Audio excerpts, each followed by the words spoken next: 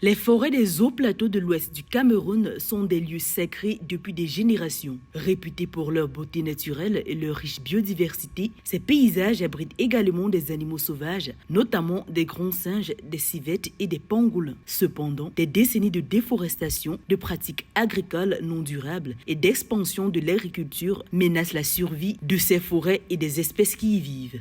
Vous observez mon chapeau par exemple. Vous voyez la plume des turacos.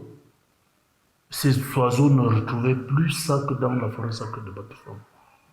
Et quelque part dans la forêt de Kilum-Idjoum, dans le nord-ouest.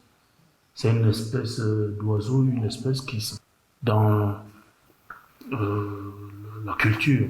Les forêts sont tellement sacrées pour les habitants que les non-initiés de cette communauté n'ont pas le droit d'y pénétrer. Mais elles sont en déclin constant. Les gens coupent les arbres pour le bois de chauffage et pour faire de la place pour des fermes et des bâtiments. La perte d'arbres dans ces forêts ne met pas seulement en péril leur statut sacré, mais elle menace également la biodiversité, y compris diverses espèces d'oiseaux.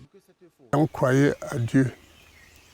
Nos parents croyaient à Dieu rien que ici.